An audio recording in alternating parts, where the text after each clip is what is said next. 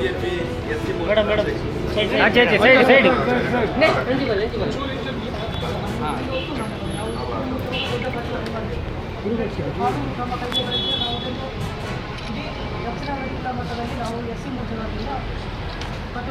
ದಕ್ಷಿಣ ಕನ್ನಡ ಮಾತ್ರ ಅಲ್ಲ ಸರ್, ಇದು ಒಂದು ಸಮುದಾಯಕ್ಕೆ ಒಂದು ಅನ್ಯಾಯ ಆಗಿದೆ.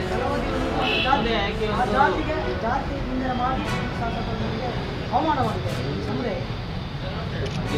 ಮುಂದಿನ ದಿನಗಳಲ್ಲಿ ಇದಕ್ಕೆ ಸರಿಯಾದ ಸ್ಪಷ್ಟವನ್ನು ಕೊಡದೇ ಇದ್ದಾರೆ ಇಡೀ ರಾಜ್ಯಾದ್ಯಂತ ಇದು ಹರಡುತ್ತದೆ. ದಯವಿಟ್ಟು ಇದನ್ನು ಸೂಕ್ಷ್ಮವಾಗಿ ಇದನ್ನು ಪರಿಗಣಿಸಬೇಕು ಅಂತ ಕೇಳ್ಕೊಳ್ತೀನಿ.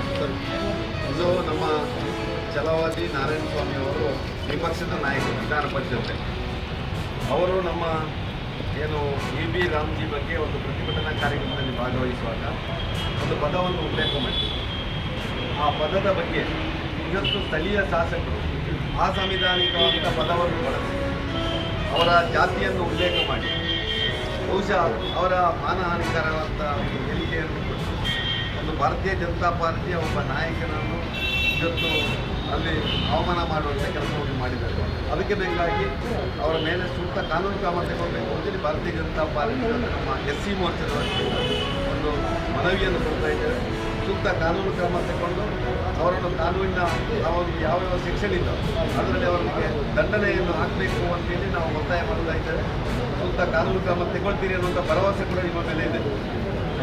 ಒಂದು ವೇಳೆ ಇಲ್ಲಿಂದ ಕಾನೂನು ಕ್ರಮ ತಗೊಳ್ಳದೇ ಇದ್ದರೆ ಅದನ್ನು ಉಗ್ರ ರೂಪವಾಗಿ ಕೊಂಡೋಗ್ಲಿಕ್ಕೆ ನಾವೇನು ಮಾಡಬೇಕು ಮತ್ತು ಮಾಡ್ತೇವೆ. ಮೇಲಾಧಿಕಾರಿಗಳ ಗಮನಕ್ಕೂ ತರ್ತೇವೆ. ಅಲ್ಲಿಯೂ ಮತ್ತೊಂದು ಕಂಪ್ಲೇಂಟನ್ನು ನಮ್ಮ SP ಅವರಿಗೂ ನಾವು ಕೊಡುವವರಿದ್ದೇವೆ.